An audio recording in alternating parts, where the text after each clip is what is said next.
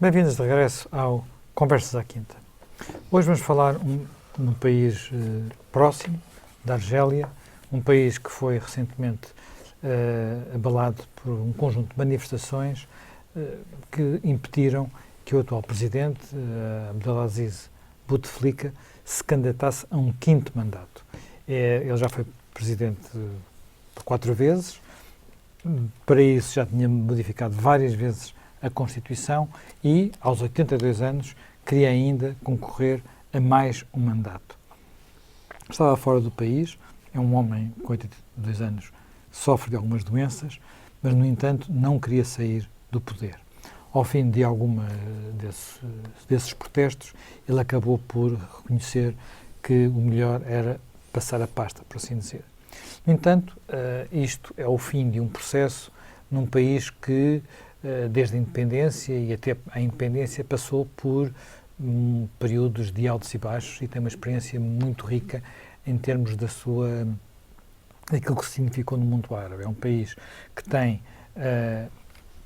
riquezas naturais importantes, é um país que passou por períodos de uma guerra de libertação particularmente violenta com os franceses, que depois, inclusive, tem influência na própria história recente da França, com todos os franceses que regressaram à França e com uma relação que mantém ainda hoje com a França, que não é totalmente pacífica. Tem um período longo em que foi um país que fez parte do movimento dos não-alinhados, com influência nesse movimento. Há depois um período muito conturbado em que a aparente democratização que acaba com a subida ao poder de movimentos islâmicos e depois o regresso ao poder dos militares, e é na sequência desse regresso ao poder dos militares que Bouteflika acaba por se tornar presidente, e é ele também que acaba por controlar a situação e pacificar, por assim dizer, a Argélia. Jaime Gama, esta experiência argelina e, designadamente, estas revoltas que agora afastaram Bouteflika não são uma reedição das primaveras árabes, até porque aparentemente não vamos viver um processo de abertura semelhante àquilo que vivemos noutros países. Vai tudo ser feito de forma diferente, até porque me parece não haver vontade de repetir as experiências traumáticas, já não falo do Líbano ou da Síria, mas mesmo do próprio Egito. 2018 foi um ano de muitas manifestações em países árabes. Em países árabes que tinham passado pela Primavera Árabe e tinham estabilizado, em países onde nascem outros processos, porque na Jordânia, no Iraque, no Sudão, no Iêmen, na própria Tunísia, muitas manifestações, descontentamento. Não quer dizer que seja uma repetição das primaveras árabes. E, naturalmente, o que se passou com as primaveras árabes também pesa muito. Aliás, é esse sempre o grande argumento. Ainda recentemente, o chefe de Estado-Maior da Argélia vem dizer aos manifestantes, lembrem-se da Síria, tudo começou com manifestações de flores e acabou num banho de sangue. Portanto, as forças mais instaladas fazem valer-se do espectro do que aconteceu nas primaveras árabes para conservarem um pouco os mecanismos de poder sem os alterar.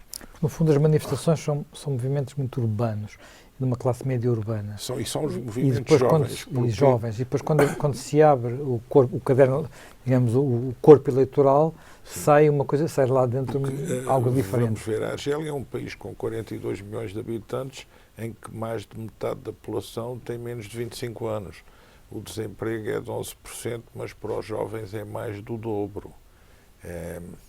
Estes jovens que hoje se manifestam não existiam no tempo da independência da Argélia, nem existiam nos anos 90, quando a Argélia mergulha num processo de abertura que depois, pondo fim ou que aparentemente era um regime militar disfarçado, vem possibilitar a vitória eleitoral do FIS. E depois a interrupção da segunda volta das eleições em 92. Portanto, estes jovens são jovens já diferentes. O contexto do país é diferente.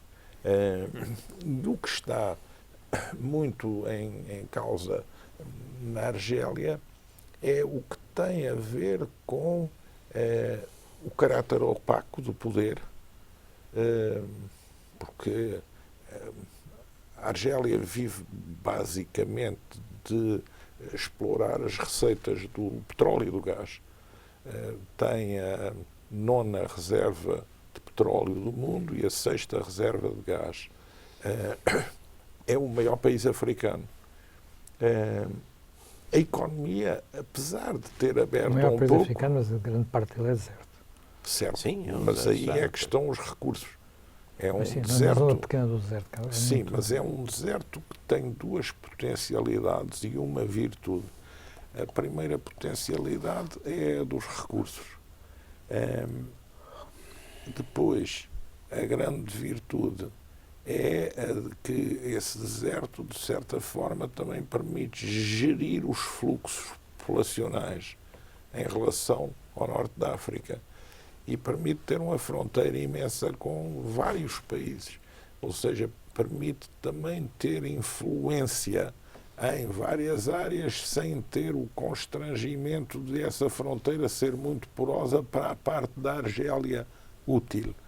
E depois, esta é a segunda virtualidade, não nos esqueçamos que esse deserto não tem só gás e petróleo, mas a possibilidade da energia fotovoltaica instalada nesse deserto é algo que está permanentemente em aberto e que é um recurso não só da África, da Argélia, como também da Europa e tem sido muito estudado como alternativa energética de futuro. Portanto, o que está ali em causa é a monodependência do petróleo e do gás. O petróleo e o gás representam 98% dos recursos externos do país. Impressionante. O regime argelino é interessante porque quando há a independência da Argélia, há uma primeira fase em que é o partido que toma o comando das operações, com Bebelá, em FLN, mas depois o exército, que se tinha constituído como exército de libertação, mas que é um exército clássico, porque uma parte dele é criada a partir de Marrocos e outra a partir da Tunísia, vem a tomar com Boumediene as rédeas do poder e instala um regime administrativo e económico decalcado de França e das régies militares francesas. Portanto, é um sistema em que tudo o que é grande indústria está controlado por uma estrutura militar, que é o modelo das manutenções militares, das régies militares. E é esse o modelo que a Argélia vai desenvolvendo e que é um modelo que torna muito difícil a abertura dos mercados, que torna muito difícil gerir a inserção internacional de uma forma mais moderna, que torna difícil gerir a relação financeira com o exterior. Portanto, é um modelo que também se vai erosionando ao longo do tempo. Não se trata de um regime comunista, não, mas trata-se de um regime fortemente estatizado e estatizado com a gestão típica das régies militares. E depois há todo o problema da não absorção do emprego, a expectativa dos jovens e todas as tensões que aí se criam. Naturalmente, numa sociedade destas, quando há tensões e muita pressão, quando surge oposição, politicamente, por detrás das oposições estão sempre 2 campos, porque está um campo que critica o que existe porque quer uma abertura de sentido mais liberalizante, mas há um outro campo que critica o que existe porque o que existe não é uma república verdadeiramente islâmica, é um regime laico sob controle militar. E, portanto, nos manifestantes estão sempre Misturas. dois antípodas. E isso verificou-se no Egito, e isso pode voltar a verificar-se na Argélia. A Argélia teve uma guerra civil nos anos 90 que matou 150 mil pessoas, porque o FIS, quando há abertura, morre Boumediene, inicia-se um processo de sucessão com vários presidentes que, à sua maneira, cada um queria sair do regime Boumediene. Realizam-se eleições. O FIS ganha as eleições municipais, o FIS ganha a primeira volta das legislativas e há um golpe de Estado militar que interrompe esse processo e que interrompe brutalmente, porque resolve enfrentar o FIS pelas armas, numa guerra violentíssima de parte a parte, a tal ponto que nunca a Argélia jamais admitiu haver um livro branco sobre o que se passou, porque as barbaridades foram cometidas de ambos os lados. Foi, portanto, um enfrentamento terrível. Um enfrentamento até do modelo francês, é parecido com a Revolução Francesa, porque de um lado está o exército laico e do outro lado os camponeses os conservadores religiosos. A Bretanha Essa coisa brutal. Essa experiência foi muito marcante na altura, porque nós é preciso recuar no tempo. 92 era um período, estávamos 3 anos depois da queda do Muro de Berlim, 2 anos depois, um ano depois, ou um ano e meio depois do fim da União Soviética, e num período em que se falava da nova ordem internacional, em que se sonhava com a democratização universal, e ocorre algo que é, de repente, toda a gente concorda com a tomada do poder pelos militares. Quer dizer, há um processo democrático que é interrompido, há uma espécie de retrocesso naquilo que era... O chamado Acordo de Roma, que tinha sido uma naivete absoluta dos negociadores do Acordo de Roma. Portanto, esse corte, que de facto leva enfim, a episódios dramáticos, inclusive um filme sobre os monges que são assassinados. Exatamente. Todo esse processo. E que não se sabe por quem. Não, ainda hoje não se sabe por quem. Aliás, o filme é ambíguo também quanto a isso. O filme é ambíguo. Essa experiência, o comportamento que as chancelarias, nomeadamente europeias, têm nesse processo.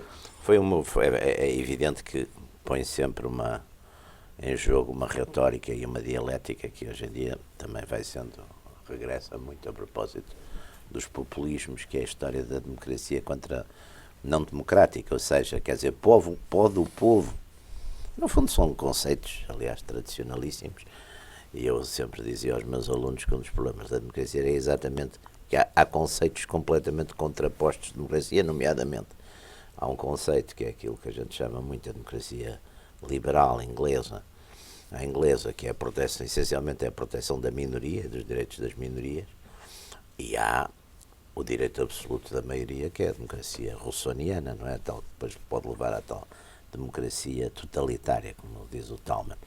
Ali o que se deu foi um fenómeno que eu acho que, enfim, na altura há de facto um golpe militar, o FIS vai ganhar as eleições, clarissimamente, e ao contrário, por exemplo, que fez a monarquia marroquina, que curiosamente, vinda de um processo de liberalização gradual de um Estado autoritário do tempo do rei Hassan II, foi fazendo uma espécie de liberalização gradual que chegou ao ponto, exatamente numa altura, o movimento religioso. Mas aí há uma diferença muito substantiva, que é o rei é o chefe dos crentes. O rei é o chefe dos crentes e, além disso, o rei guarda sempre, quer dizer, há uma continuidade, não há, portanto, uma não é um regime totalmente, quer dizer, é um regime laico que não é laico. Não, é um regime, exatamente, tem uma grande forte componente religiosa, o rei continua sempre a ser o comandante das Forças Armadas e tudo isso, portanto, junta esse tipo de poderes, mas ao abrigo disso, não se incomodou. É uma coisa muito contraditória, porque não se incomodou. O rei, ao mesmo tempo, tem isso, também é o dono da fábrica de cervejas. Exatamente, e ao mesmo tempo, exatamente que um partido, enfim, islâmico, para todos os efeitos, assumisse o poder, e isso também, de certo modo, acabou por sair dali qualquer coisa de uma certa moderação. Na Argélia, de facto, houve esse movimento, quer dizer, é preciso ver que também a Argélia teve sempre uma espécie de deep state securitário, muito, muito significativo e muito importante, não é? muito importante, e que aí houve de facto essa decisão e vimos de facto, enfim, todas as potências europeias, a começar pela França, grandes defensoras da democratização destas áreas todas, a apoiarem e a aprovarem, digamos, esse movimento militar, que depois, exatamente, levado quer dizer, a violência tem esse lado cibernético, não é? Portanto, alimenta o outro lado também. Portanto, houve de facto uma guerra suja e duríssima de parte a parte, não é? Com um recurso muito, por exemplo, do lado vemos o recurso, por exemplo, sobre explosões, a carros armadilhados, a todas essas coisas que fazem de facto grandes destroços na população e criando de facto ali uma profunda divisão no Estado. A chegada depois, a tentativa depois de alguma, enfim, chegou-se a um dado momento a uma espécie de negociação e de transição para um modelo mais. Eu lembro-me que há uns anos estive na Argélia, mas mesmo aí via-se, por exemplo, que havia nos jovens, pareciam muito aqueles jovens com umas grandes barbas e que olhavam, enfim, para os estrangeiros com alguma agressividade, com alguma.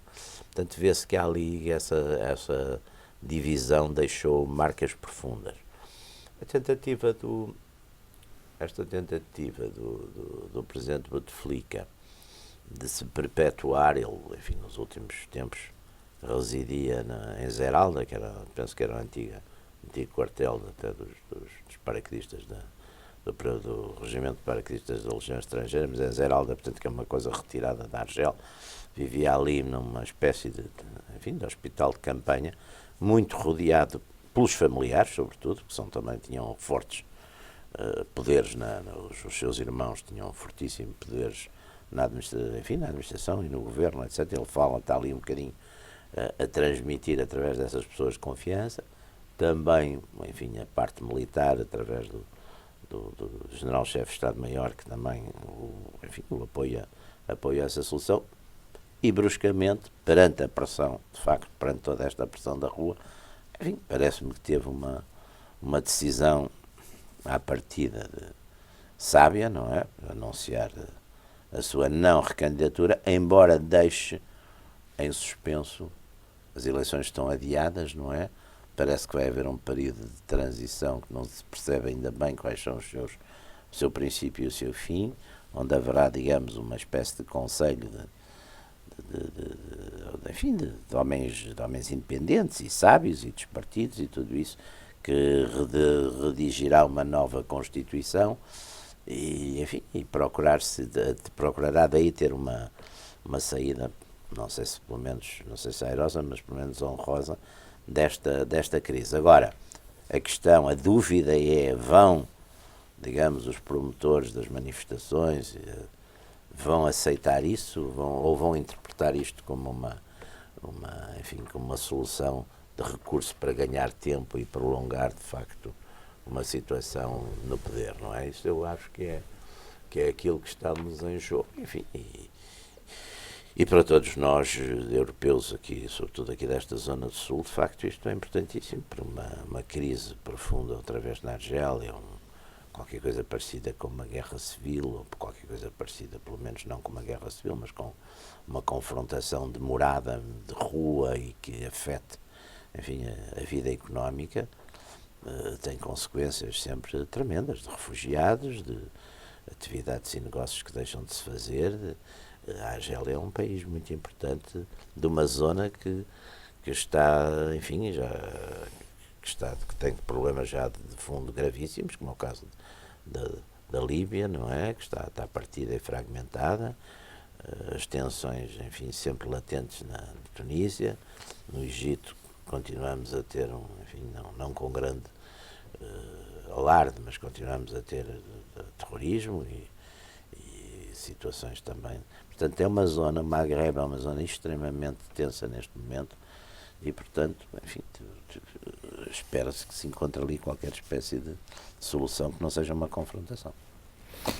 Mas para isso era necessário haver alguma abertura, pelo menos da economia. Isso é extraordinariamente vê-se como difícil, porque, apesar de tudo, olhando para os dois países vizinhos, a Tunísia e Marrocos, são países que têm características diferentes, passaram por regimes também de tipo diferentes. A Tunísia, há alguns anos, conheceu a sua Primavera Árabe, depois passou por um período também complicado, estabilizou, tem de facto alguns episódios de terrorismo, mas inclusive já voltou a ter de novo turismo.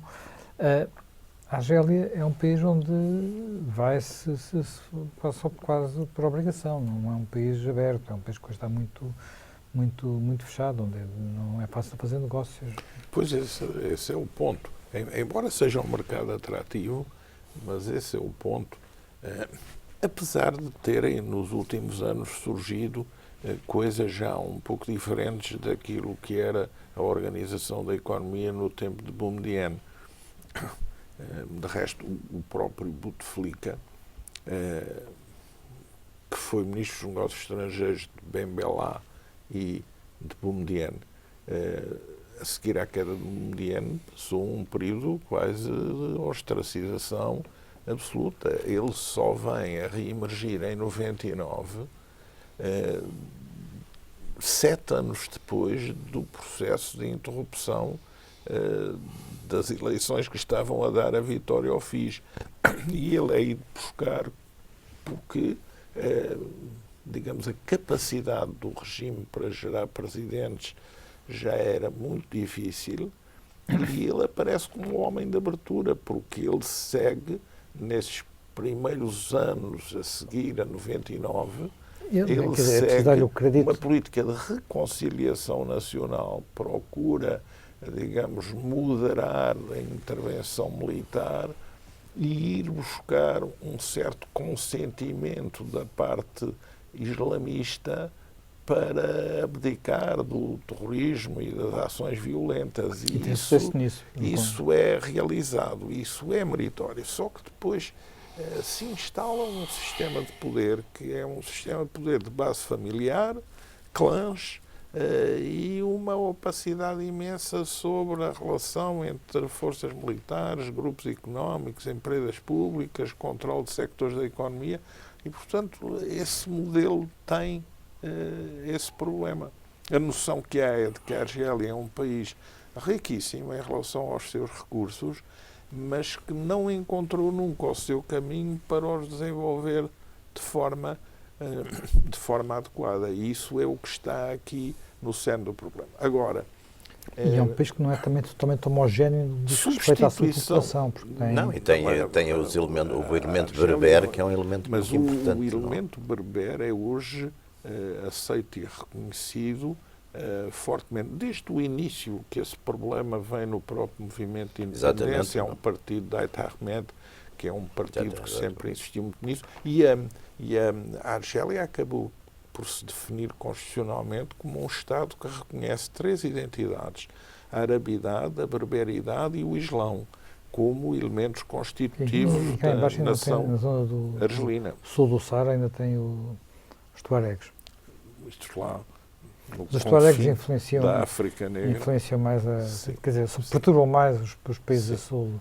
Os tuaregs são berberes nómadas, portanto fazem também ainda parte dessa família em sentido mais amplo. Agora, quem pode substituir Ben Bella? Não está claro do ponto de vista da área militar, porque Ben Bella dá a noção de ser suportado por o alto comando militar, isto é, o atual chefe de Estado-Maior, porque há muitos generais que têm sido afastados e que têm sido, digamos, limpos, limogé. É essa área capaz de gerar um candidato? A entourage de Bouteflika é capaz de encontrar alguém? A oposição também não tem um candidato claro, porque são imensos grupos. Uns e há os próprios mais grupos radicais de esquerda clássica, uns mais humanistas, uns berberes, outros islamistas moderados. Exatamente. E há o FIS, que apesar de ter sido dissolvido, também continua existindo tem uma base de apoio no país. Há uma personalidade que é naturalidade francesa, que agora se tem mexido muito nas manifestações, aparenta ser um potencial candidato, mas é capaz de dar um bloco de poder suficiente para criar uma alternativa. Dizem, interpretam que esta posição de adiar as eleições, remeter para um Conselho para elaborar uma nova Constituição, a aprovar por referendo, que é um procedimento também para gerir o tempo, porque agora vamos entrar no Ramadão, depois há as férias, os exames, depois há as férias escolares e, portanto, a esperança de que as manifestações acalmem é algo que o poder argelino também visualiza como uma boa expectativa.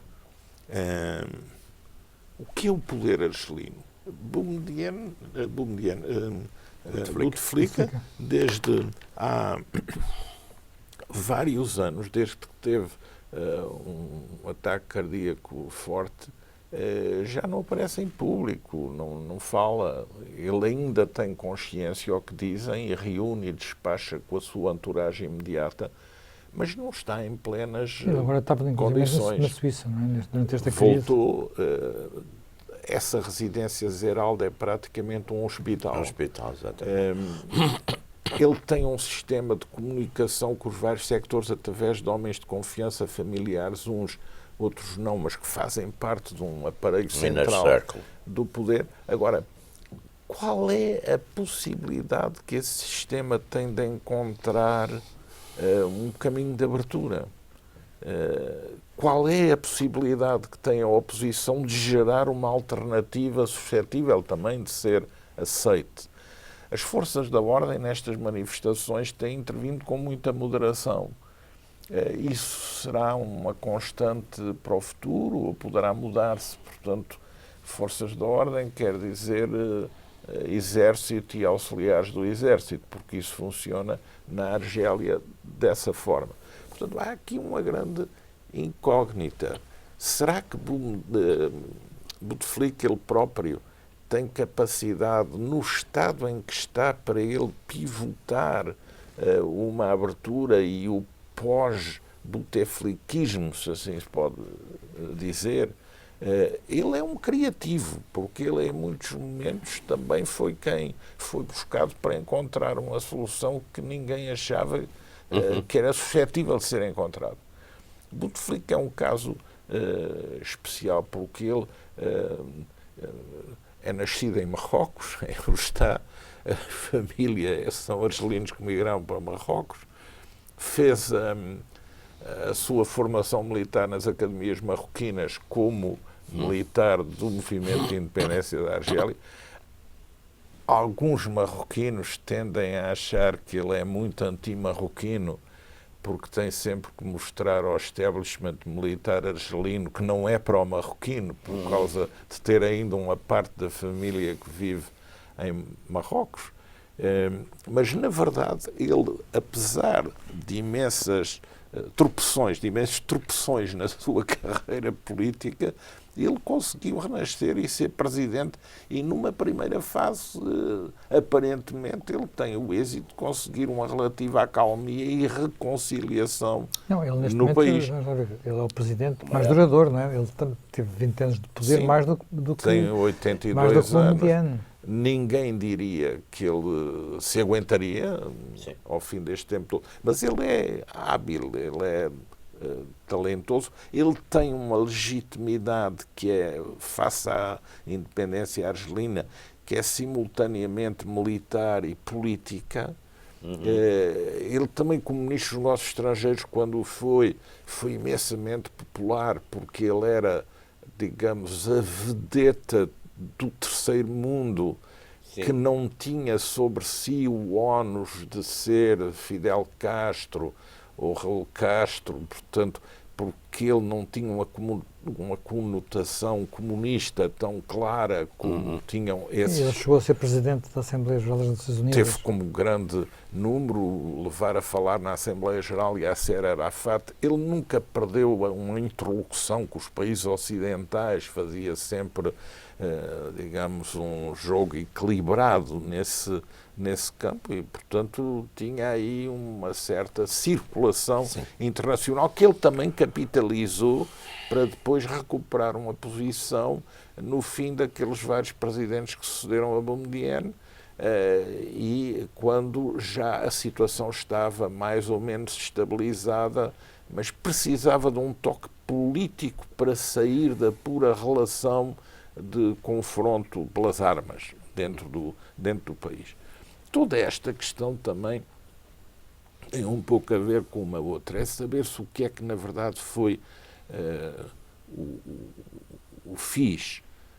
Há quem diga que o FIS é algo muito propiciado a partir dos interesses de Marrocos para enfraquecer a Argélia por dentro, em resposta ao que a Argélia fazia no apoio à Frente Polisário. E que isso é também o que explica as relações sempre muito tensas entre os dois países. Em que medida o FIS vem dessas origens ou foi apoiado pelo antigo ministro do Interior do rei Hassan II é uma interrogação. Mas o fundamentalismo islâmico tem várias origens, nós hoje sabemos. Apesar de haver também uma outra corrente islamista mais perto do modelo Irmãos Muçulmanos na Argélia, que não tem conotações com o FIS e que até apoiou a interrupção do processo eleitoral em 92. E que tem representação reconhecida e até numa primeira fase apoia Bouteflika e apoia a reconciliação que ele tenta estabelecer. E como é que está neste momento esse jogo, precisamente, entre a Argélia, a sua relação tensa, histórica com Marrocos, o problema não resolvido do Saara Ocidental, durante, para todos os efeitos, a Frente Polisário não desapareceu, apesar de ser hoje um dia uma coisa que pouco se fala, não tem ação, mas continua a ter as suas bases na Argélia, portanto, do lado da fronteira argelina. E foi relativamente eficaz a ação militar marroquina, foi relativamente eficaz, fez ali criou ali uma espécie de muro, não é? Aqui que não, hoje em dia não tem havido. Aliás, nós tivemos. Mas o problema, o que eu me referia mais do que provavelmente isso, é que é um problema que penso que está esquecido e é para esquecer, porque ninguém vai nos próximos tempos. Sim, a própria União Africana preocupar-se com aquela. Um bocado dividida, está muito dividida quanto a isso. Sobre aquele território, mas há toda aquela Tunísia, Argélia, Marrocos, formam um conjunto de 3 países cujas relações não estão ainda. Porque, enfim, têm fatores. Não só fatores, digamos assim, ideológicos, como fatores naturalmente geopolíticos de grande rivalidade. É evidente que Marrocos tem uma certa força histórica, porque Marrocos, para todos os efeitos, acaba por ser uma nação, por ter, digamos, uma identidade nacional bastante mais forte, e até porque é dinástica e porque tem uma ligação, e tem exatamente essa dupla condição do sultão como chefe dos crentes e também chefe político, e depois também com toda uma tradição também ter o poder militar, enquanto a Argélia passou sempre por aquelas vicissitudes daqueles Estados que foram fundados, digamos, historicamente, num tempo em que havia muito, digamos, o monopartidarismo e toda aquela mística do Partido da Libertação, não é? Porque, enfim, os momentos de independência, é evidente que os momentos de independência são, por natureza, antidemocráticos. Quer dizer, os momentos de independência são, normalmente, resultam de uma vontade, no caso da Argélia, foi, de facto, uma luta armada que forçou, curiosamente, os franceses, numa altura em que, de certo modo, estava praticamente pacificada a situação, o general de Gaulle, entendendo que, enfim, os ventos da história de facto eram irremediáveis e, portanto, tendo ele ido para o poder levado pelos partidários da Argélia Francesa e para manter a Argélia Francesa fez esse célebre volte-face, não é? E entendeu, pronto, digamos, a Argélia ter essa independência. Foi uma independência bastante dura, bastante sangrenta em todos os aspectos, parte a parte, e, portanto, nasceu um bocadinho sob toda aquela mística do partido, do Front de Libération Nationale, ainda com uma linha muito esquerdista, não é? Com o Ben Bella, e num dado momento tudo isso é congelado por um movimento militar, não é? Um movimento de Boumediene, e depois segue-se as tais vicissitudes a que o Jaime Gama já se foi referindo. Portanto, há ali sempre é uma história em que há ali uma espécie de harmónico que ora aperta, não é? Portanto, ora aperta e assume aspectos autoritários, até às vezes quase ditatoriais, ora de vez em quando alarga e há uma certa competição democrática. E o mesmo também em relação à economia. Agora, é evidente que portanto, são modelos. O modelo marroquino, de certo modo, é mais estável, embora também tenha características, embora discretas, mas autoritárias, não é? Porque exatamente há uma espécie de o poder do sultão e o poder militar também é muito forte, é muito significativo, não é?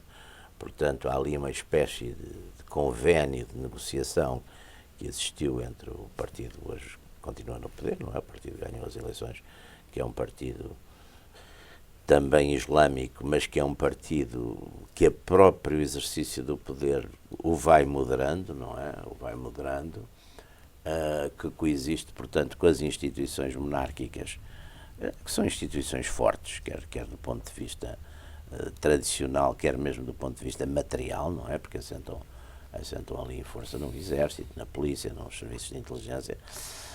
E há essa rivalidade, não é? Essa rivalidade tradicional.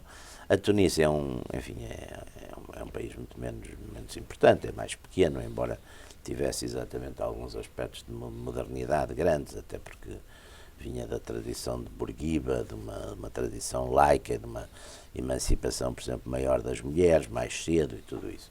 Portanto, esse conjunto é um conjunto que nos é vizinho, é um conjunto onde as classes políticas vão mais ou menos gerindo essas hostilidades, que são fortes, porque são hostilidades que derivam não só de questões ideológicas, não é? Marrocos numa posição, chamemos, mais conservadora, com certos laivos de autoridade, mas mais conservadora, economicamente bastante mais aberta, não é?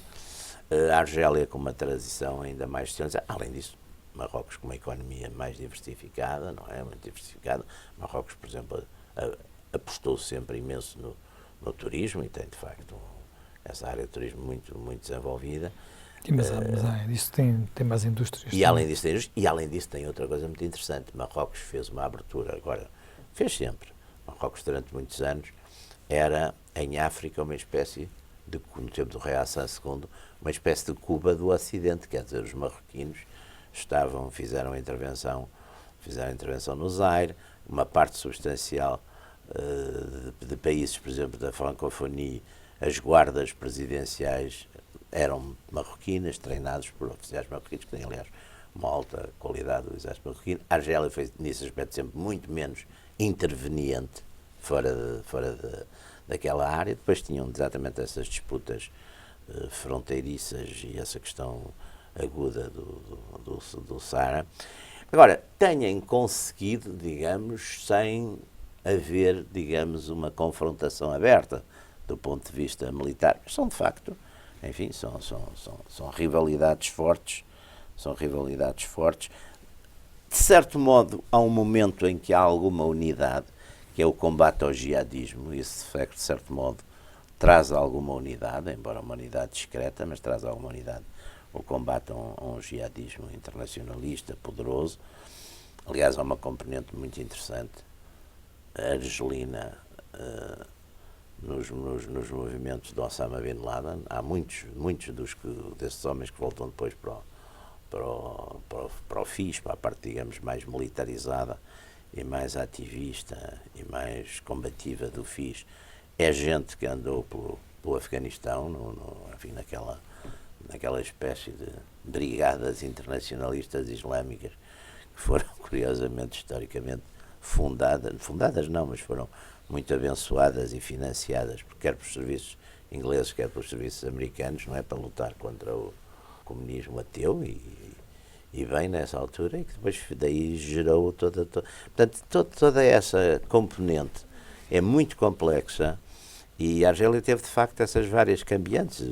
Há ali um período que os presidentes se sucedem, até de facto chegar Bouteflika, há um período ali de presidentes que se vão sucedendo, enfim, e com uma certa ambiguidade, quer ideológica, quer institucional. É evidente que, como em todos os países onde se dão estes problemas de segurança no limite, digamos, o Deep State, o Estado, a parte toda dos serviços de inteligência militar, torna-se sempre muito poderosa, não é? Mesmo em relação ao resto das Forças Armadas. E, portanto, é todo este conjunto enfim, que vamos observando e que não vai, penso que é um jogo que não vai alterar, quer dizer, não se vai alterar. E também não esqueçamos que temos a sul de tudo isto, temos de facto movimentos ali em toda aquela zona do Sahel, movimentos jihadistas poderosos, não é? Que estão a ser contidos, sobretudo por uma intervenção militar francesa a francesa americana mais discreta, mas sobretudo francesa, não é? Com tropas no terreno, com enquadramento dos exércitos locais, até inclusive temos lá portugueses. Temos lá portugueses também nessa operação. Ou seja, é uma zona muito conturbada mas com quem temos de ver, até porque são os nossos vizinhos muito próximos, quer dizer, a Argel de avião está muito próximo. Jaime Gama, falou há pouco que, apesar de tudo, o SAR era uma espécie de buffer que protegia a vinda sobretudo de imigrantes subsaarianos para o norte e, portanto, aproximarem-se da Europa, que é neste momento um dos problemas com que a Europa se confronta. Esses imigrantes têm tentado atravessar pela Líbia, por Marrocos, não têm tentado atravessar pela Argélia. No entanto, há muitos argelinos na Europa. Não têm, porque a Argélia organiza operações militares com mão de ferro em que os captura e os devolve para os países. O exército argelino mantém uma operação na sua fronteira sul que não é despicienda e muito efetiva. E não nos esqueçamos, o exército argelino, embora sempre com aquisições de material russo, tem-se modernizado bastante. A Argélia é um dos países africanos que tem um dos melhores exércitos e que tem uma das mais elevadas percentagens de gastos do PIB com a defesa nacional. O problema da Argélia é, nos últimos 5, 6 anos, ter visto passar para metade das suas reservas em divisas erosionadas por causa da baixa do preço do petróleo. E a previsão de um petróleo à volta dos $60 por barril não é suficiente para cobrir o déficit argelino, que os especialistas entendem que devia ir aos 90 e tal. Isso não vai colocar pressões no sentido de os próprios argelinos querem vir para a Europa? Já vieram muitos, não é? Mas e a França acolheu, enfim, é uma comunidade importante, o mais famoso talvez seja o Zidane. Sim, mas os argelinos têm sempre essa sedução para ir para a França. Aliás, o Jaime Nogueira Pinto há bocado referia esse facto. A razão, o general de Gaulle quase que chegou ao poder para defender a Argélia francesa. E depois é quem dá a independência à Argélia. E depois ia morrer por causa disso. Ao que dizem, sim, o OS organizou bem a sua autodefesa. Mas há quem explique essa mudança de opinião do general de Gaulle pela seguinte situação. A Argélia nunca tinha sido um país unificado, nunca tinha tido... teve integrações em impérios árabes do extremo do Médio Oriente. Teve E bases teve turcas reinos berberes. Mas eram reinos, depois eram postos litorais, não é? É bases assim, turcas. a e primeira coisas grande ambição sobre a Argélia é espanhola, e a Espanha consegue chegar a controlar várias cidades na costa argelina, que depois perde para os turcos e perde para Barbarossa, para os piratas telecomandados pelos turcos. E, na verdade, a Argélia só é unificada, diga-se o que se quiser, pela França, quando a França estabelece um controle sobre a Argélia e invade a Argélia em 1830. A Argélia só existe a partir daí. Bom, e essa integração da França é levada a um ponto tal que a França não considera a Argélia uma colónia, considera uma extensão da França. Da África do Norte. Bom, e isso implicava livre circulação.